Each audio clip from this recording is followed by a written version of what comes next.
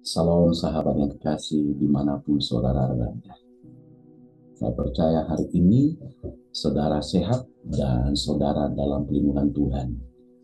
Dan hari ini saya membaca firman Tuhan kepada kita di dalam Lukas 4 ayat 13. Sesudah iblis mengakhiri semuanya percobaan itu, ia mundur daripadanya dan menunggu waktu yang baik.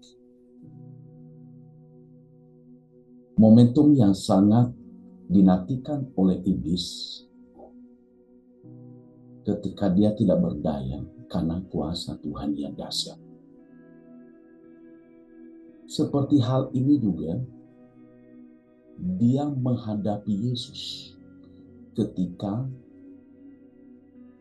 berpuasa selama 40 hari. Sehingga dia mengundurkan diri kepada Yesus. Tapi saudaraku dikasihi oleh Tuhan, walaupun dia mengundurkan diri dalam sejenak, tapi dia mencari waktu yang baik untuk mencari celah, menghancurkan orang-orang percaya, orang-orang yang mengaku percaya Yesus, orang-orang yang sering membaca Alkitab, orang-orang yang sering beribadah di gereja, orang-orang yang mungkin dalam kandungan sudah dikatakan, didoakan oleh orang tuanya, ada di dalam Yesus Kristus. Dia mencari celah, bahkan kesempatan yang baik untuk menghancurkan orang percaya. Coba perhatikan. Ia mundur daripadanya dan menunggu waktu yang baik. Saudara dikasihi Tuhan, iblis sedang mencari waktu yang baik untuk menjatuhkan orang percaya, untuk menghancurkan orang percaya. Makanya saya sebagai hamba Tuhan, saya mengingatkan kita pada hari ini. Jangan pernah memberi celah buat iblis. Jangan pernah membuka pintu apapun buat iblis untuk menghancurkan kita, untuk menjauhkan kita dari Tuhan. Celah itu banyak sekali. Bisa juga karena kita kurang berdoa, bisa juga karena kita iri hati, bisa juga saudara karena kita hidup dalam kesombongan, bisa juga saudaraku karena kita menghina orang lain, bisa juga celah iblis saudara kasih Tuhan banyak untuk cepat kaya. Itulah celah iblis bagi kita supaya dia menjatuhkan kita. Tapi hari ini saya percaya kita tidak pernah akan membuka celah bagi iblis. Makanya hari ini saya memberi judul perenungan saya ini, yaitu celah menjadi pintu masuk bagi iblis menghancurkan orang percaya. Jangan sampai kita dihancurkan karena keegoisan kita. Jangan sampai kita dihancurkan karena kesombongan kita. Jangan kita dihancurkan karena kita iri hati saudara kekasih Tuhan. Nah, ada beberapa hal yang perlu saya sampaikan kepada kita pada saat ini. Apa saja celah yang dapat dijadikan iblis untuk masuk dan menghancurkan orang percaya? Yang pertama, tidak memiliki kehidupan doa.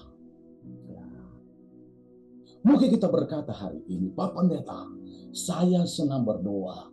Pak Pendeta, saya sedang melakukan ini. Saya setuju. Saudara doa sarapan pagi, saudara doa makan siang, saudara doa makan malam. Tetapi itu belum cukup. Mungkin kita sering sekali berkata, aduh bagaimana doa? Berarti itu kan sudah doa, saudara kasih Tuhan.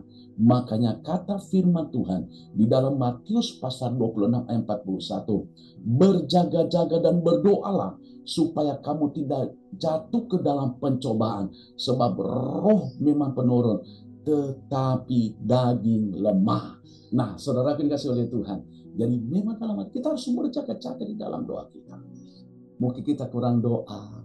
Mungkin karena saking sibuknya kita tidak lagi, saudaraku, ada mesbah rumah keluarga. Mungkin sekarang kita, aduh ya secepatnya aja saya berdoa dah, karena saya sibuk mencari nafkah keluarga, saya mengurus bisnis saya, banyak sekali alasan bagi kita. Tapi saya ingatkan kepada kita, Yesus saya berkata kepada murid-muridnya, berjaga-jaga dan berdoa supaya kamu tidak jatuh dalam pencobaan, sebab roh memang penurut tapi daging lemah. Jadi Yesus mengingatkan kepada kita, kita harus berjaga-jaga. Makanya milikilah namanya kekuatan doa itu.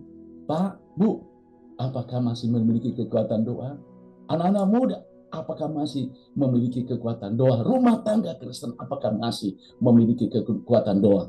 Saya percaya kalau kita memiliki kekuatan doa, celah bagi iblis tidak akan bisa menghancurkan kita. Yang kedua, saudara dikasih Tuhan, yang perlu saya sampaikan kepada kita, ya, yang kedua, apa saja celah yang dapat dijadikan iblis itu masuk dan menghancurkan orang percaya? Hidup dalam iri hati. Hah, kok pelabuhan pemerintah? Ya takut ada yang tersinggung, gak ada. Hidup dalam iri hati.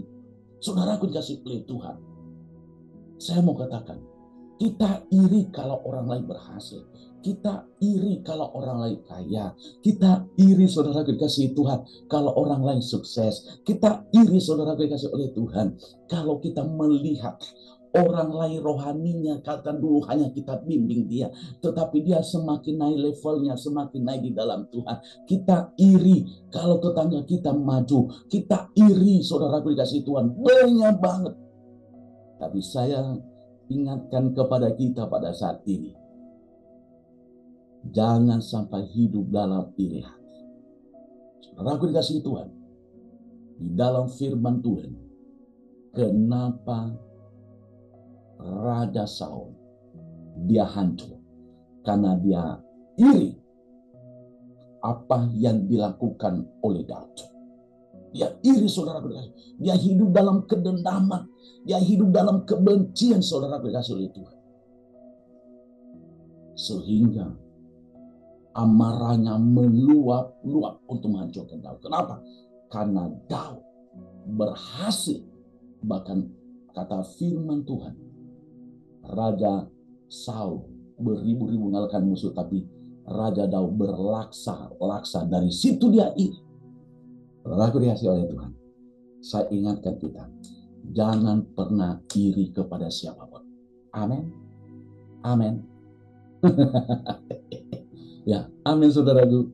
Jadi karena hari ini saya percaya kita tidak akan pernah iri. Yang ketiga yang perlu saya sampaikan kepada kita, apa saja celah yang dapat dijadikan iblis itu masuk dan menghancurkan kita? Yang ketiga, hidup dalam kesombongan. Sehebat apapun kita, saudara dikasih oleh Tuhan, ingat bahwa anugerah Tuhan masih berlaku dalam kehidupan kita. Untuk itu jangan hidup dalam kesombongan. Apa yang kita capai hari ini, mungkin saudara memiliki apapun hari ini, mungkin usahamu diberkati Tuhan hari ini, mungkin bisnismu buka cabang sana sini, saudara dikasih oleh Tuhan.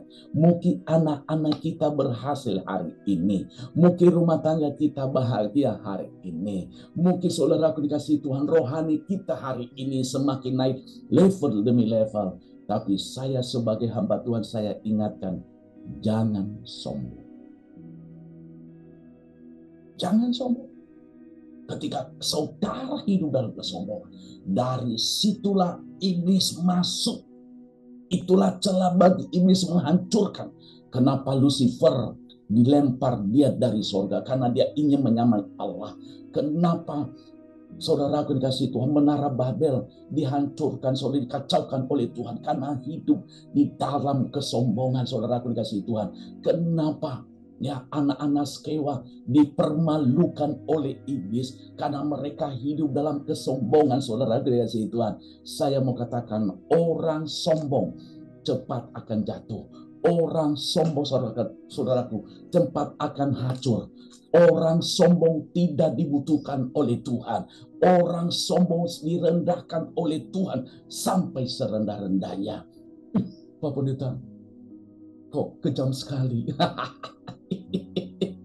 Mari, hari ini kita belajar bersama. Saya percaya saudara tidak akan pernah hidup di dalam kesombongan. Saya percaya saudara tidak akan pernah lagi hidup dalam angkuhan saudara, godaan Tuhan. Tapi saya percaya hari ini kita tutup celah itu. Yang pertama tadi, yaitu kita harus tetap berdoa. Kita harus lepas dari iri hati. Kita harus lepas dari kesombongan. Kalau kita mengerjakan ketiga perkara ini, saya percaya celah bagi iblis tidak pernah akan masuk di dalam kehidupan kita untuk menghancurkan kita, menghancurkan rumah tangga kita, bahkan menghancurkan siapapun.